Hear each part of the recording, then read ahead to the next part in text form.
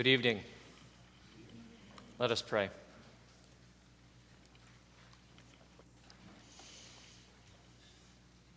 Heavenly Father, as your word goes out tonight, we pray that you would be glorified and we would be edified.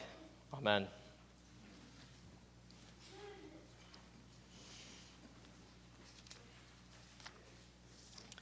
John 19, verse 7.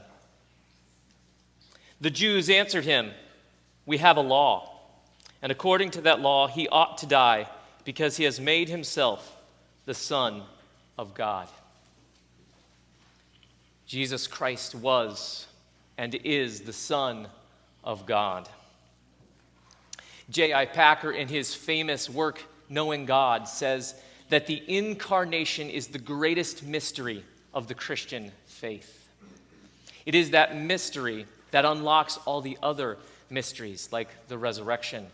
Once we accept the Incarnation, God became man. God, the second person of the Trinity, took on human flesh. Then everything else makes sense. Everything else falls into place.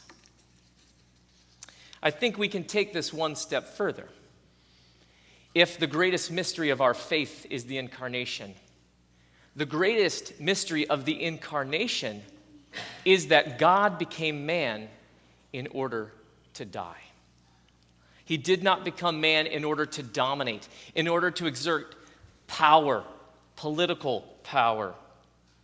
No, God took on human flesh in order to die. Tonight we're going to look at our Hebrews 10 passage. The author of Hebrews is explaining why Jesus Christ came into the world. And we're going to see three things. We're going to see that Jesus came to do his Father's will. We're going to see what that will was. And then finally, the blessed result of that will being fulfilled. Turn with me to Hebrews chapter 10. Firstly, we see that Jesus came to do his Father's will. Look at verses 5 through 9. It says, "Consequently, when Christ came into the world, he said, 'Sacrifices and offerings you have not desired, but a body you have prepared for me. In burnt offerings and sin offerings you have taken no pleasure.' Then I said, 'Behold, I have come to do your will, O God, as it is written of me in the scroll of the book.'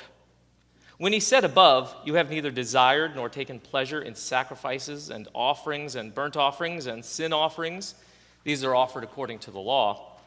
Then he added, 'Behold, I have come to do your will.'"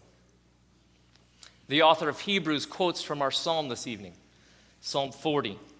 And he quotes these words as the words of Christ to the Father. And he ends with this powerful phrase, "Behold, I have come to do your will." The Word, the second person of the Trinity, took on human flesh in order to fulfill the Father's command. The Father sent him on a mission. The Father sent him to fulfill a task. We see this throughout the New Testament, especially in the book of John. Listen to what Jesus says in John chapter 6, verse 38. Jesus says, "For I have come down from heaven, not to do my own will, but the will of him who sent me." Why is this important? Why does it matter that Jesus came to do his Father's will? Well, we'll see a little bit more about that in a moment. But for now, I just want to emphasize this. There is no division between the Father and the Son.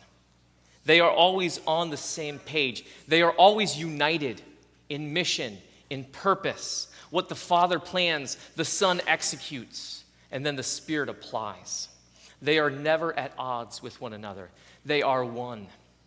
I and the Father are one, says Jesus. Jesus came to do his Father's will. What was that will? What mission did he send the Son to fulfill? The Father's will was for Jesus to offer himself as a sacrifice for us. Look at verse 10. It says, "And by that will we have been sanctified through the offering of the body of Jesus Christ once for all. The Son, the second person of the Trinity, out of obedience to his Father, took on human flesh. He took on a real, genuine human body. And then he offered that body on the cross as a sacrifice for our sins. The book of Hebrews is all about the sacrificial system. The message of Hebrews is Jesus is better. He is the better revelation. He is the better priest. The Old Testament priests, they were sinners. They had to offer sacrifices for their own sins. They lived, they died, they were succeeded. Christ is a better priest. And he has offered a better sacrifice. No, he is the better sacrifice. He has offered a sacrifice once and for all. Look at verses 11 and 12. And every priest stands daily at his service, offering repeatedly the same sacrifices, which can never take away sins. But when Christ had offered for all time a single sacrifice for sins, he sat down at the right hand of God. Jesus, the God-man, offered a perfect sacrifice. He offered a sacrifice that doesn't need to be repeated. He offered a sacrifice that can truly satisfy the just demands of God's law, the just demands of God's character. John tells us something about this in 1 John chapter 4, verses 9 through 10. It says, "In this the love of God was made manifest among us, that God sent his only Son into the world so that we might live through him. In this is love, not that we have loved God, but that he loved us and sent his Son to be the propitiation for our sins." Brothers and sisters, God loved us. God, our Heavenly Father, loved us. And so he refused to let the fall have the final word. He refused to let sin and death destroy his creation. And so he sent his Son to be the propitiation for our sins. Propitiation, that's a big word. You hear it every Sunday, so you should be familiar with it. But what does it mean? The word propitiate means to appease wrath, to reconcile those who are opposed, to restore favor. And so a propitiation is an atoning sacrifice, a sacrifice that satisfies, that turns away wrath, that reconciles us to God. This is what the Old Testament ceremonial system, the sacrifices, were all about. The sins of the people were ceremonially transferred to animals, and then those animals bore the debt. They bore the punishment for those sins. But these sacrifices could never really take away God's wrath. Look at verse 1 of Hebrews 10. It says, "For since the law has but a shadow of the good things to come, instead of the true form of these realities, it can never, by the same sacrifices that are continually offered every year, make perfect those who draw near." The author of Hebrews says the Old Testament ceremonial system, those were shadows. That's not reality. Jesus is the reality. Jesus is the body that casts the shadows. He has offered a perfect sacrifice once and for all. Circling back to our first point, why is it important that Jesus came to do his Father's will? Jesus did not come to protect us from his Father. Many times that's how it's represented. The God of the Old Testament is this mean, angry God, but Jesus, he's a nice God, and he comes to protect us from God, the Father. No, Jesus was sent by the Father to reconcile us to himself. We see a beautiful picture of this in our Genesis 22 reading. Abraham and Isaac, they're going up the mountain to sacrifice. And Isaac, he notices something is missing. He's like, "Hey, Dad, Where's the lamb? And Abraham, we can only imagine the turmoil, the conflict in his soul. He says all he knows to say. He says, God will provide for himself a lamb. And that is exactly what God did. The angel stops Abraham from slaying Isaac, and then in a thicket they see a ram caught by its thorns. And what does Abraham name that place? He names it, God will provide. My friends, God has provided the perfect, spotless lamb, the Lamb of God. You see, the grace of the gospel is not that God the Father accepts the sacrifice of the Son. The grace of the gospel is that the Father sent his Son to be the sacrifice. Jesus came to do his Father's will. He came to offer himself as a sacrifice for our sins. Thirdly and finally, we see the final result. What is the final result of the Father's will being fulfilled? What is God's ultimate goal for this? Was it the forgiveness of our sins? Was it to give us an example to emulate?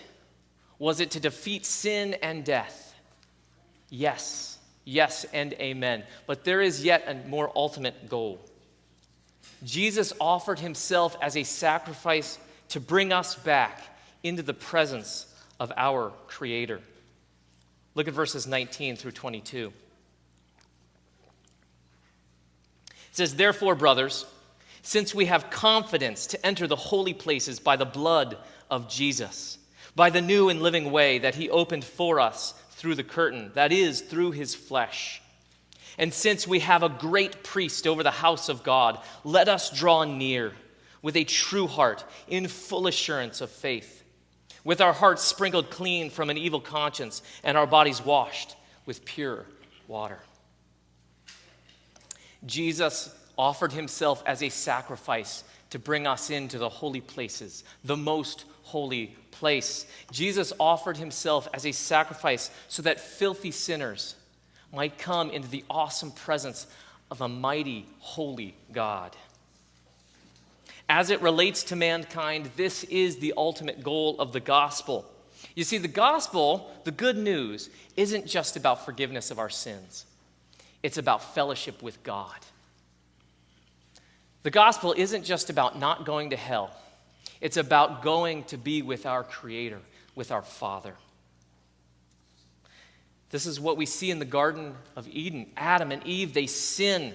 They break the relationship with their Creator, with their Father, and they are cast out of the garden. They are cast out of his presence. Because that's what sin does. Sin separates. Even today, sin separates us from each other. But at the fall, sin separated mankind from our Creator. Fellow sinners, we do not deserve to be in the presence of God. You and I, we do not deserve to be in the presence of our God. This is what the Old Testament shadows were all about. The sacrifices, the priests, they were teaching us that we need a mediator. We need somebody to go between us and God. And thanks be to God, there is one mediator between God and man, the man Christ Jesus. He has provided his spotless lamb. Jesus has cleansed us by his blood. He has brought us back into God's presence. Remember that word we talked about, propitiation. That word, you may know, literally refers to the mercy seat. What was the mercy seat? The mercy seat was the lid on the Ark of the Covenant, the gold box that was in the tabernacle, in the temple, in the most holy place.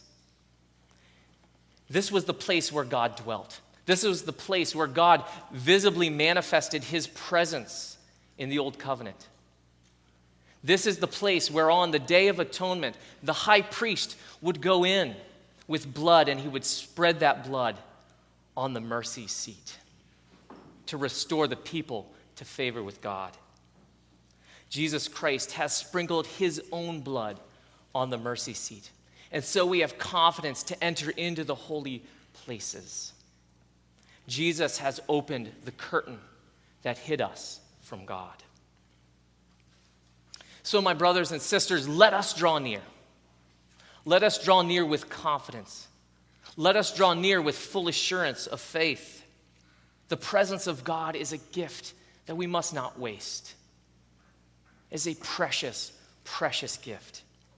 And so we must live our lives with an awareness of the presence of God, here and now, day in, day out, but also as we look to eternity. You will notice tonight that we do not have a Eucharist. The altar is bare. Why is this? Why are we not coming into his presence like we do each and every Sunday? Tonight on Good Friday, we intentionally contemplate the price that was paid to restore us to the presence of God. My God, why have you forsaken me? The Son of God, the second person of the Trinity, who from all eternity had lived in perfect unity with his Father, offered himself as a sacrifice for us. On the cross, he bore the wrath. He bore the displeasure. He bore the separation that our sins deserved. He did this so that we might be reunited to our Creator, reunited to our Father. He did this so that the entire universe might become the garden. God became man in order to die, so that man might be reconciled to God. Let us pray. Heavenly Father, we thank you for your perfect Lamb. We thank you for his blood. Dear Lord, I pray that you would work in our hearts and our lives this evening as we contemplate, as we reflect on his passion. We pray all this in the name of your precious Son, our Lord and Savior, Jesus Christ. Amen.